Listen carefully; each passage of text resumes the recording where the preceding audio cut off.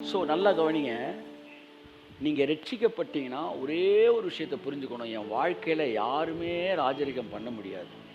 ஏன்னா என் வாழ்க்கையில் ஒவ்வொரு இன்ச்சும் தேவனால் செதுக்கப்பட்டிருக்கு. மனுஷனாலேயோ எதிரினாலேயோ வியாதியோ உங்கள் வாழ்க்கையில் ரூல் ஓவர் பண்ண முடியாது. புரிஞ்சுக்கோங்க. ஏன்னா நீங்கள் ரட்சிக்கப்பட்டிருக்கீங்க. ரட்சிப்பு என்பதற்கு அர்த்தமே என்னன்னா, உன் தேவன் ராஜரிகம் பண்ணுகிறார். கைப்பற்றிங்களா? இருக்கு. இனிமே நீங்கள் தேவனுடைய ராஜரிகத்துக்கு கீழே இருந்துட்டு என்னை மனுஷரை ஆளுகை செஞ்சுருவான், இந்த வியாதியம் போக்க மாற்றி விட்டுரும், இந்த மனிதர்கள் இப்படி மாற்றிடுவாங்கன்னு நினைக்கவே கூடாது. நான் எழுதி கொடுக்குறேன். ரட்சிக்கப்பட்ட ஒவ்வொரு மனிதன் சத்தியத்தை அறிந்து கொள்வானானால் அவன் வாழ்க்கையில் வேறு எந்த மனுஷனும் எந்த பிரச்சனையும் ஆளுகை செய்ய முடியாது. உன் சத்துருக்களை இனி நீ தேடியும் காணாதிருப்பான்.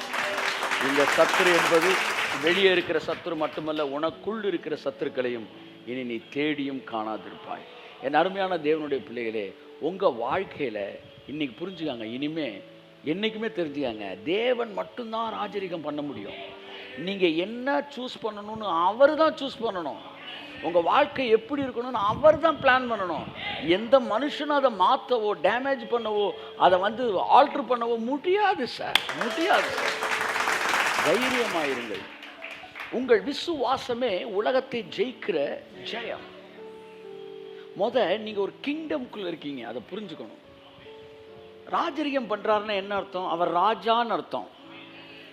அவர் ராஜானா என்ன அர்த்தம்? உங்க மேல ஒரு ராஜாங்கம் இருக்குன்னு அர்த்தம்.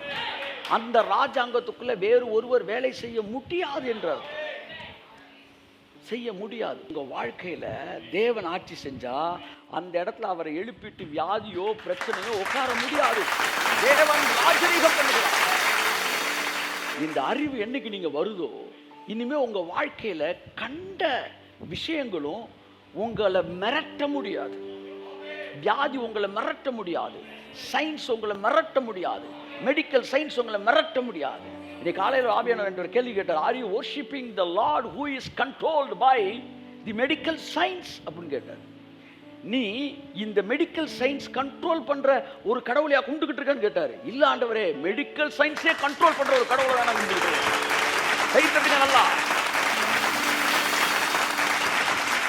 மருத்துவம் ஆண்டு கொண்டிருக்கிற, மருத்துவத்தால் ஆளப்படுகிற கடவுளா நீங்க கும்பிடுற கடவுள்? ஐயோ, மருத்துவம் சொல்லிடுச்சுப்பா, இனிமே ஒன்றும் செய்ய முடியாதுப்பா அப்படி சொல்ற கடவுள் அவங்க கடவுள். மருத்துவத்தை மாற்றுகிற கடவுள். My God is ruling over the medical science. அவர் எல்லாத்தையும் ஆள்றவர். அதனால உங்க வாழ்க்கையில மெடிக்கல் சயின்ஸ் என்ன சொன்னாலும் அது எல்லாத்தையும் மாற்றி கிழித்து மாற்றி எழுதுகிற தேவன் ஒருவர் ராஜரிகம் பண்ணுகிறவர் என் வாழ்க்கையில் அமர்ந்திருக்க மறந்து விடாது. அவருக்கு ஒரு பேரு சர்வாதிகாரி. அவருக்கு சர்வாதிகாரின்னு ஒரு பேர் இருக்கு. ஆமா, அது ராஜாக்கெல்லாம் மேல.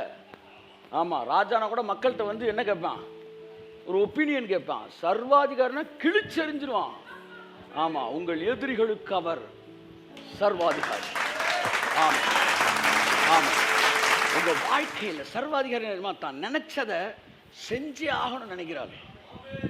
உங்க வாழ்க்கையில பல நல்ல விஷயங்களை தேவன் திட்டமிட்டு இருக்கிறார். நான் உங்க இருதயத்தில் இருக்க பயத்தை புடுங்கி என்ன விரும்புகிறேன். நீங்க ரட்சிக்கப்பட்டிருக்கீங்கன்னு சொன்னாலே உங்க மேல தேவன் ஆளுகை செஞ்சுக்கிட்டு இருக்கிறாரு. உங்க வீடு, உங்க மனைவி, உங்க பிள்ளை, உங்க குடும்பம், உங்க அம்மா, உங்க அப்பா, ஊழியம், ஜனங்கள், உன்னுடைய எல்லைக்குள் இருக்கிற ஜனங்கள் அத்தனை பேரையும் தேவன் ஆளுகை செய்து கொண்டு இருக்கிறார் என்கிற உண்மையில தெரியுமா? இப்ப என்ன நடக்கும்? அவர் என்ன நினைக்கிறாரோ அதுதான் நடக்கும். தேவனுடைய வல்லமையை தாண்டி, அவருடைய ஆளுகையை தாண்டி வேற எதுவும் இங்க நடக்க முடியாது சார். முடியாது சார். அவர் ரத்தத்தை சிந்தி ஆட்சிக்கு வந்திருக்கார் சார். வேற எதுவும் இஷ்டத்துக்கு உங்க வாழ்க்கையில வேலை பார்க்க முடியாது சார். முடியாது சார். புறம்பே யார் ஆளுகை செய்தாலும் உங்கள் வாழ்க்கையில் ஆளுகை செய்ய முடியாது. You are right under the control of God. You are in the kingdom of God. இதுதான் கிங்டம் மைண்ட் செட். என் வாழ்க்கையில தேவன் மட்டும்தான் ராஜரிகம் பண்ணுவாரு. அவரை தவிர இந்த உலகத்துல வேற யாரையும் வாழ்க்கையில ஆல்ட்ரேஷன் கூட பண்ண முடியாது என்கிற மனது உங்களுக்கு வந்துருச்சுனாலே என்ன தெரியுமா நடக்கும்? என்ன நடக்கும் தெரியுமா? இந்த மைண்டோட பவர்ல அவர் உட்கார்ந்த உடனே இது சூழ்நிலை எல்லாம் அப்படி அரஸ்ட் பண்ணு. இதுதான் கிங்டம் மைண்ட் செட். நல்லா கவனிங்க. நீங்க கிங்டம் மைண்ட் செட்ல வரும்போது, கிங்டம் மைண்ட் செட்னா என்ன அப்படின்னா, தேவன் தான் என் வாழ்க்கையில் எல்லாத்தையும் செய்ய முடியும். எந்த மனுஷனும் முடிவெடுக்க முடியாது, எந்த வியாதியும் முடிவெடுக்க முடியாது, எந்த பலவீனம் முடிவெடுக்க முடியாது. லட்சக்கணக்கான பேர் உட்கார்ந்து யோசிச்சாலும் உங்க தலைமுடி ஒண்ணு கூட கீழே இறக்க முடியாது. இந்த kingdom mindset, I am connected with the king என்கிற மனநிலை வெறி பிடிச்சுதான் தாவீது சொல்றான், எனக்கு எதிராக ஒரு பாளையம் இறங்கினாலும். பாளையம்னா தெரியுமா என்னது? ஆரப்பாளையம் மாப்பாளையம் அது இல்ல. பாளையம்னா ஆர்மி. ஆமா, நல்லா தெரியும்னா மம்மி போய் பாருங்க. பாளையம்னா அப்படியே வந்து சர்ன்னு இறங்கி காடைகளை மாதிரி இப்படி இறங்குறாங்க பாருங்க, அதான் பாளையம். இவனுக்கு எவ்வளவு வெறி பிடிச்சிருக்கு பாருங்க. ஏன்னா kingdom mind set, kingdom mind set அவனுக்குள்ள வந்து வாழ்க்கையில் தேவன் தான் ஒவ்வொரு இன்ச்சையும் செதுக்கிறவர். ஏன்னா சால்வேஷன்னா உங்க நாடி நரம்பு வந்து ஊன் தசை திசுக்கள் சிந்தனை ரத்தம் செயல்பாடு அத்தனையும் டைரக்ட் கண்ட்ரோல் ஆஃப் ஹெவனுக்குள்ள வந்துருது. அப்படி பிடிச்சிருக்கிறாரு. அப்படி இருக்கீங்க நீங்க. அதுலதான் அவன் சொல்றான், எனக்கு எதிராக ஒரு பாளையம் இறங்கினாலும் என் மேல் ஒரு யுத்தம் வந்தாலும் என் இருதயம் பயப்படாதுடா. இங்க பாருங்க, நான் பயப்பட மாட்டேன்றதுக்கும் என் இருதயம் பயப்படாதுன்றதுக்கும் நிறைய வித்தியாசம் இருக்கு. நான் பயப்பட மாட்டேன்றது நான் பயப்பட மாட்டேன், நான் பயப்பட மாட்டேன். அவன் சொல்றான் பயப்படாது. வீட்டில் சொல்லுவான் இல்லைங்க, அது கீழ்ப்படியாது, என் கண்ட்ரோல்ல அது இல்லை அப்படி சொல்றான். இது என் கண்ட்ரோல்ல இல்லை, இது பயப்படாது. If you're walking through the valley, there are shadows all around. Do not fear, He will guide you, He will keep you safe and sound. He has promised to never leave you, nor forsake you. He has promised to never leave you, nor forsake you. And His word is all the time. He put a song of praise in this heart of mine. God is good, good, good, good, good, good all the time. Through the darkest night, His light will shine. God is good, God is good all the time.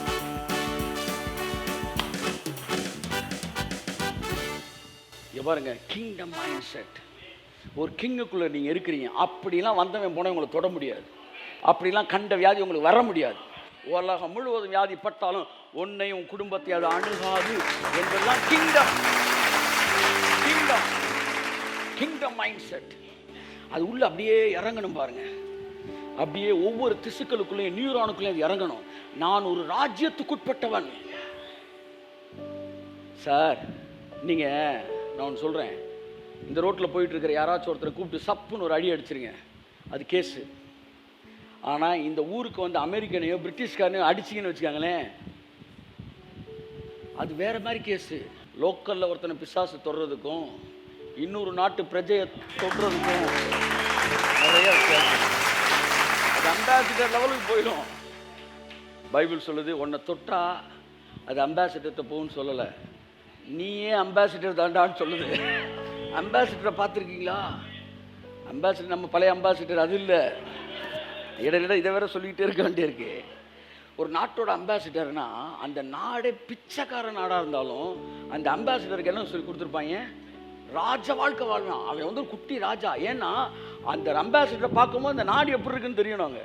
அவன் உள்ள கடுங்காப்பியை போட்டு குடிச்சுக்கிட்டான்னா சரி நாடு பெரிய வறுமையில் இருக்குடான்னு அது ஊரே பிச்சை எடுத்தாலும் அவனுக்கு பெரிய சேலரி கொடுத்து பயங்கரமாக வச்சுருப்பாங்க.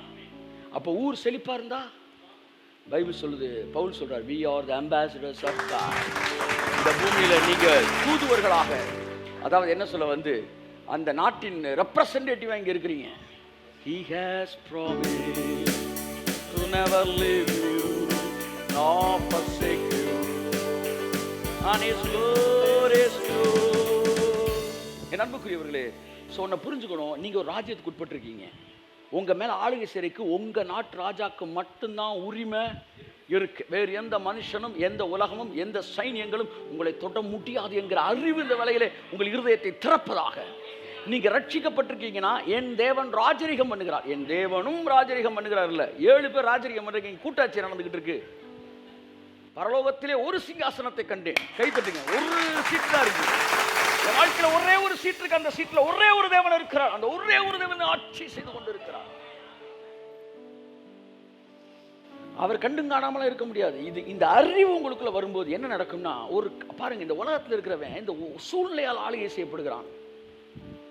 ஆனால் கிங்டம் மைண்ட் செட்ல இருக்கிறவன் சூழ்நிலையில் ஆளுகை செய்யப்படல. கப்பல்களை பாருங்கள். இப்ப 2 வகையான வாழ்க்கையை உங்கள்கிட்ட பேசுறேன். அவைகள் பெரியவைகளா இருந்தாலும் கடும் காற்றினால் அடிபட்டு அலைக்கழிக்கப்பட்டாலும் அந்த கப்பல் எங்க போகும்னா, காத்தடிக்கிற பக்கம்தான் போகும். அப்படின்னா அந்த வாழ்க்கை இந்த உலகத்தால ஆளுகை செய்யப்படுற வாழ்க்கை. உங்க வாழ்க்கை எப்படி வாழ்க்கை? இந்த உலகத்தில் இருக்கிற பிரச்சனை, எண்ணங்கள், இவைகளினால நீங்க அடிக்கப்படுறீங்களா? அப்படின்னா நீங்க கிங்டம் கனெக்டடா மைண்ட் செட், கிங்டம் கனெக்டடாலே இல்லை. ஏன்னா காத்தடிக்கிற பக்கம் போனா அதுக்கு பேர் கப்பல் இல்லை, பாய்மரம். ஆனா பைபிள் சொல்லுது, ஒரு கப்பல் பெரும் காற்றினால் அடிபட்டு அலைக்கழிக்கப்பட்டாலும் அதை நடத்துகிறவன் தான் போகும்படி யோசிக்கும் இடம் எதுவோ அந்த இடத்திற்குத்தான் அந்த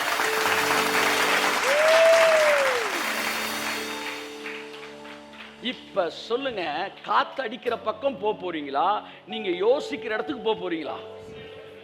அப்ப யோசனை தான் வாழ்க்கையவே நடத்துது, எண்ணம் தான் வாழ்க்கையவே நடத்துது. அதனால தான் உங்க எண்ணம் கிங்டம் கனெக்டட் எண்ணமா, ராஜ்யத்தோடு இணைக்கப்பட்ட எண்ணமா இருக்க வேண்டும். அப்படி இருக்கும் என்றால் என் எண்ணங்கள் ராஜ்யத்தோடு இணைக்கப்பட்ட எண்ணமா இருக்கும் என்றால் நான் யோசிக்கும் இடம் எதுவோ அந்த இடத்துக்கு என் கப்பல் போமியா. யோசிக்கணும், நீ யோசிக்கணும். காத்தடிக்கிற பக்கம் போக கூடாது, ஊர் சொல்றதை கேட்க கூடாது, உலகம் சொல்றது படி வாழக்கூடாது. அப்படி வாழ்வாயானால் சூழ்நிலையும் எண்ணங்களும் வியாதிகளும் நியூஸ் பேப்பரும் டிவியும் பொய்யான ஃபேக் நியூஸும் உன்னை வழி நடத்தும் என்றால் நீ காற்றில் அடிபட்டு அலைகிற கப்பல், சுக்கான் இல்லாத கப்பல். ஆனா 1000 காத்தடிச்சாலும் என் மனசு ராஜ்யத்தோடும் தேவனுடைய ராஜரிகத்தோடும் இணைக்கப்பட்டு இருக்கும் என்றால் அவர் யோசிக்கும் இடம் எதுவோ அங்கு மாத்திரம் தான் என் வாழ்க்கை கடந்து.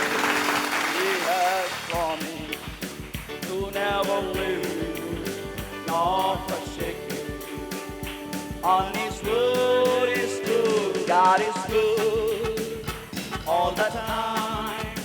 He put a song of Christ in His heart of mine. God is good all the time. Through the darkness night, His light will shine. God is good. God is good all the time. Hallelujah. அப்போ வாழ்க்கை இஷ்டத்துக்கு போகக்கூடாது. நீங்கள் வந்து பாம்பேலேருந்து கோவா கிளம்புறீங்க, இல்லை இங்கேருந்து ஸ்ரீலங்கா போகிறீங்க. திடீர்னு ஒரு நாள் கழித்து பாம்பே கல்கத்தா வந்துருச்சு, இறங்குன்றாங்க கப்பலில். என்ன சார், நான் ஸ்ரீலங்கா தான் டிக்கெட் எடுத்தேன், காற்று இங்கிட்டு தான் அடிச்சிச்சு, அதனால் இங்கிட்டு கூட்டிகிட்டு வந்துட்டோன்னு சொன்னால் அதுக்கு கேப்டனா எதுக்கு? காற்றடிக்கிற பக்கம் போகிறதுக்கு வாழ்க்கை. அதை நடத்துகிறவன் போகும்படி யோசிக்கும் இடம். இந்த உலகம் முழுவதும் பஞ்சத்தை பேசலாம், பட்டினியை பேசலாம், பிரச்சனையை பேசலாம், லாஸை பேசலாம். ஆனால் நான் ப்ராஸ்பெரிட்டியை தான் யோசிக்கிறேன், நான் செழிப்பதான் நான் யோசிக்கிறேன். ஆகவே என்னுடைய கப்பல் அந்த இடத்துக்கு தான் கடந்து செல்லும். அப்ப என்னுடைய எண்ணம் எதை யோசிக்குதோ அங்கதான் என் வாழ்க்கை போகுதுன்னா, என் எண்ணம் எதை யோசிக்குதுன்றது ரொம்ப முக்கியம். அதான் கர்த்தர் சொல்றாரு, உன் எண்ணம் ராஜ்யத்தோடு இணைக்கப்பட்டு இருப்பதா. ராஜ்யம் ராஜ்யம் ராஜ்யம். கொஞ்ச நாள் கர்த்தர் என்கிட்ட சொன்னாரு, உன் இருதயம் வழுவவே கூடாது ஜஸ்டின், உன் இருதயம் வழுவி போகக்கூடாது. பைபிள் சொல்லுது, இஸ்ரவேல் ஜனங்கள் வழுவி போகிற இருதயம் உடையவர்கள். திடீர்னு 100 மார்க்குன்னு பேசுவான். வந்து வந்து கன்வென்ஷன் போயிட்டு வந்தோடனே அடுத்து ஒரு மாதம் கழிச்சு ஏதோ 60 கிடைச்சா கூட போதும்யா. அதுக்கப்புறம் பார்த்தீங்கன்னா வந்து ஒரு வருஷம் கழிச்சு ஏதோ ஜஸ்ட் பாஸ் ஆனால் கூட போதும்டா. என்னடானா வழிவிட்டான். உங்கள் மனது நீங்கள் எதிர்பார்த்த பெர்ஃபெக்ட் ஹீலிங்லேருந்து குறைஞ்சிருக்கா? உங்கள் மனது நீங்கள் எதிர்பார்த்து கொண்டிருந்த அந்த கம்ப்ளீட் ஹீலிங்லேருந்து குறைஞ்சிருந்துச்சுன்னா உங்கள் இருதயம் வழுகிருச்சுன்னு அர்த்தம். உங்கள் இருதயம் நீங்கள் எதிர்பார்த்த முழு அற்புதத்திலிருந்து குறைந்து விட்டது என்றால் அது வழுவி விட்டது என்ற அர்த்தம். இஸ்ரவேல் ஜனங்களுடைய பிரச்சனை அவர்கள் இருதயம் வழுகி கொண்டே இருந்தது. ஆனால் உன்னுடைய இருதயத்தை தேவன் வழுவ விடாமல் காப்பாற்றுவதற்கு ராஜ்யத்தோடு இணைத்து ஆணி அடிக்க விரும்பும் அருமையான தேவனுடைய பிள்ளைகளை, உன் இருதயம் வழுவாமல் இருக்கட்டும். இந்த இருதயத்தை இந்த உலகம் வந்து என்ன செய்ய தெரியுமா? கன்வின்ஸ் பண்ணிக்கிட்டே இருக்கும் சார். 24 hours நீங்கள் பார்க்குற நியூஸ், நீங்கள் படிக்கிற நியூஸ், நீங்கள் கேட்குற மீம்ஸ், பார்க்குற வந்து எல்லாமே உங்களை அப்படியே கன்வின்ஸ் பண்ணும். என் அருமையான மகனே மகளை, உள்ளத்தின் ஆழத்தில் மிகுந்த பாரத்தோடு துக்கத்தோடு பேசுகிறேன். நீங்கள் கிறிஸ்டியனாக இருந்தாலும் உன் மைண்டு கன்வின்சிங் மைண்டாக இருந்துச்சுன்னா இந்த பூமியில் ஒரு சூப்பர் நேச்சுரல் லைஃப் நீ வாழவே முடியாது. But God wants to show some witness for the kingdom of God. தம்முடைய ராஜ்யத்துக்கான சாட்சிகளாய் நீங்களும் நான் இருக்கணும்னு விரும்புகிறேன். God wants us to be a witness of kingdom of God. நீ அதுக்கு ஒரு எடுத்துக்காட்டு. என்ன எடுத்துக்காட்டு? எல்லாருக்கும் எது நடக்குதோ எனக்கு அது நடக்காது. எல்லாருக்கும் எது எதுவுமே நடக்குதோ அது எனக்கு நடக்காது. எல்லாருக்கும் எது நேர்மறையா நடக்காம இருக்கோ அது எனக்கு மட்டும் நடக்கும். ஏனென்றால் நான் ராஜ்யத்தின் புத்திரன். ஸோ மைண்டு எர்த்தோட சேர்ந்திருந்தா எர்த்லி மைண்டு, கிங்டமோட சேர்ந்திருந்தா கிங்டம் மைண்ட் செட்டு. அப்போ கிங்டமோட இணைஞ்சிருக்கணும்னா என்ன சார் செய்யணும்னா, கிங்டம்னா என்னன்னு படிக்கணும். கிங்டம்குள்ளே இருக்கிறவன் லைஃப்னா என்னன்னு படிக்கணும். கிங்டம் ஆஃப் ஹெவன்னா என்ன, அந்த ராஜ்யத்தில் எப்படி வாழ்க்கை, அப்போ அந்த ராஜ்யம் எப்படி இருக்குன்னு படிக்க படிக்க படிக்க என் மைண்ட் என்ன செய்யுது, அப்படியே வந்து பட்டை தீட்டப்பட்ட வைரம் போல ஜொலிக்க ஆரம்பிக்கிறது. Transformed mind, transformed mind. அதான் பைபிள் சொல்லுது, தான் உயிரோடு எழுந்த பின்பு 40 நாள் அளவும் அவர் தேவனுடைய ராஜ்யத்தை குறித்தே பேசினாராம். 40 நாள் ஒரே சப்ஜெக்ட் டெய்லி பேசியிருக்காருன்னா அவன் மைண்ட ராஜ்யத்தோட மைண்ட மாத்தணும்னு கையை தட்டிருக்கானாமா. என்னவா வேலை பார்த்திருக்காரு மகனே, நீ ராஜ்யத்தின் முத்திரன். ராஜ்யம் ராஜ்யம் ராஜ்யம் ராஜ்யம், தேவனுடைய ராஜ்யம். the kingdom of heaven on earth, kingdom of heaven on earth. இந்த கிறுக்கு தான் இயேசுவை பிடிச்சிருச்சு. அவர் ஜெபிக்க வந்தாரா, உம்முடைய ராஜ்யம் வருவதா. அவர் பிரசங்கிக்க வந்தாரா, மனம் திரும்புங்கள், பரலோக ராஜ்யம் சமீபத்திருக்கிறது. அவர் சீசர்களை அனுப்பினாரா, போய் ராஜ்யம் சமீபமாய் இருக்கிறது என்று பிரசங்கி. கிறுக்கு பிடிக்கட்டும், நம்ம எல்லாருக்கும் இன்னையிலிருந்து கிறுக்கு பிடிக்கட்டும். என்ன கிறுக்கு? ராஜ்ய கிறுக்கு. ஆமென். நாங்கள் கிறுக்கு ஆக முடியாது. இப்ப வேற கிறுக்கா இருக்குமே, உலக கிறுக்கு. ஆமா, டிவியில் இருக்கிற நியூஸ் கிறுக்கு, தப்பான நியூஸ் பேப்பருக்கு இருக்கு, அதில் இருக்க இன்ஃபர்மேஷன் நம்பி வந்து யூடியூப்ல இருக்க கிறுக்கு. சார் இன்ஃபர்மேட்டிவா, அதாவது இன்ஃபர்மேஷன் பேஸ்டில் தப்பானதை பிலீவ் பண்ணிக்கிட்டு இருக்கிறோம். நம்ம மென்டலாக இருக்கிறோம். இது வந்தால் இவன் சாவான் அப்படின்னு நினச்சிங்கனாலே அது ஒரு மென்டலு. அது இன்னும் வந்து ராஜ்யத்தோட அறிவு அவனுக்கு வரலன்னு அர்த்தம். பாம்பு கொத்தணும் சாவாயெல்லாம் மாட்டாங்களா சார்? பார்த்தீங்களா? ஏன்னா அதை தான் உலகம் சொல்லி கொடுத்துருக்கு. ஆனால் பவுல்கிட்ட ராஜ்யம் இருந்துச்சு. அவன் சொல்கிறான், பாம்பு கொத்தினா சாவாங்க, வெளியில் சாவாங்க, இங்கே சாக மாட்டோம், ஏன்னா ராஜ்யத்துக்கு இருக்கு. இந்த ராஜ்ய கிறுக்கு சீசர்களை பிடித்திருந்தது. அதனால கேட்டப்ப சொன்னா, இந்த காலத்தில் ராஜ்யத்தை திரும்ப தருவேன். ராஜ்யம் ராஜ்யம் ராஜ்யன்ற வெறி பழைய ஏற்பாடு முழுவதும் காத்து கொண்டிருந்த ராஜ்யம். இயேசு சிலுவைக்கு முன்னாடி ஜெபம் பண்றாரு, உமது ராஜ்யம் வருவதாக. அவருடைய அல்டிமேட் கோல் என்ன தெரியுமா? பூமியில பரலோகத்தை எஸ்டாப்ளிஷ் பண்ணணும். அவ்வளவுதான் சார். அதுக்கு ஒரு பெரிய வேலை செய்ய நினைச்சாரு, செஞ்சிட்டாரு. செஞ்சுட்டு சொல்றாரு, பரலோக ராஜ்யம் உங்களுக்குள் வந்து சொல்லுங்க இருக்கிறதே. The second stage of kingdom, the third stage of kingdom. ரெண்டையும் ஒரு 5 நிமிஷம் நான் பேசிட்டு முடிக்கிறேன். யோவான் ஸ்நானம் பற்றி பைபிள் சொல்லும்போது சொல்லுது, அவன் என்ன செய்கிறான்? முதலாவது வாசிப்போம், மத்தேயு 3:2 வாசிங்க. மனம் திரும்புங்கள், மனம் திரும்புங்கள், பரலோக ராஜ்யம் சமீபித்திருக்கிறது என்று பிரசங்கம் பண்ணினார். பரலோக ராஜ்யம், அதுதான் யோவான் ஸ்நானனோட பிரசங்கம். அவன் பிரசங்கம் என்ன தெரியுமா? பரலோக ராஜ்யம் வந்துருச்சு, கை மேல இருக்கு. The kingdom of heaven is at hand, it is near. வந்துருச்சு வந்துருச்சுன்றான். இயேசுவோட பிரசங்கம் என்ன? வாசிங்க மத்தேயு 4:17. அது முதல் இயேசு மனம் திரும்புங்கள், பரலோக ராஜ்யம் சமீபித்திருக்கிறது என்று பிரசங்கிக்க தொடங்கினார்.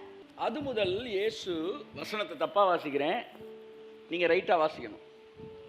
அன்று இயேசு மனம் திரும்புங்கள், பரலோக ராஜ்யம் சமீபித்திருக்கிறது என்று பிரசங்கித்தார். அன்று, அன்னைக்கு பிரசங்கிச்சாருன்னா அன்னைக்கு டாபிக் அது. ஆனா அவர் அன்னைக்கு பிரசங்கிக்கலையா, அன்னையிலிருந்து அதுதான் பிரசங்கிச்சாரா.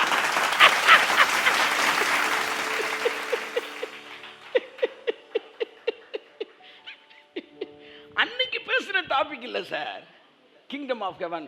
அன்னையில இருந்து அந்த டாபிக். இப்ப திரும்ப வசனத்தை போடுங்க, திரும்ப இன்னொரு தப்பு விடுறேன், நீங்க கரெக்டா சொல்லுங்க. அது முதல் இயேசு மனம் திரும்புங்கள், பரலோக ராஜ்யம் சமீபித்திருக்கிறது என்று பிரசங்கித்தார். சொல்லுங்க. அப்ப அந்த பிரசங்கம் முடிவில்லை, அதுதான் தொடக்கமே. அன்னையில இருந்து அவர் பேசினது எல்லாம் கிங்டம் கிங்டம். ஐயத்தட்டு பாட்டி, ஐயத்தட்டு. ஆமென். பரலோக ராஜ்யத்தை பிரசங்கிக்க துவங்கினார். அப்படின்னா அவருடைய எல்லா செர்மன்ஸும், அவருடைய எல்லா மெசேஜும் directly or indirectly it was connected with the kingdom of heaven. The purpose of his coming is to establish the kingdom of heaven. தேவனுடைய ராஜ்யத்தை இந்த பூமியில ஸ்தாபிக்கிறதுக்கு. அதுதான் அவர் ஜெபமா இருந்துச்சு. எங்களுக்கு ஜெபம் பண்ண கற்றுத்தாருன்னு சொன்னபோது இயேசு சொன்னார், உம்முடைய ராஜ்யம் வருவதாக, உம்முடைய ராஜ்யம் வருவதாக. ஏனென்றால் பிதாவின் ராஜ்யத்தை குறித்த அறிவு அவருக்கு இருந்தபடினால் அந்த ராஜ்யத்தை இங்கே கொண்டு வரணுன்ற வெறி அவருக்கு இருந்துச்சு. தகப்பன் வீட்டை குறித்த அறிவு அந்த இளையகுமாரனுக்கு இருந்தது. என்ன அறிவு இருந்தது? உலகமெல்லாம் பஞ்சத்தில் இருக்கு, ஆனா என் தகப்பன் வீட்டில் வேலைக்காரருக்கும் பூர்த்தியான சாப்பாடு இருக்கிறது, நான் ஏன் இங்கு பஞ்சத்தினால் சாக வேண்டும்? That is what kingdom mind set. அந்த இளையகுமாரனுடைய உடம்பு தூர தேசத்துக்கு போச்சு, ஆனா அவன் மைண்ட் மட்டும் கிங்டம் மைண்ட் செட். ஐயோ கத்துங்க சார்.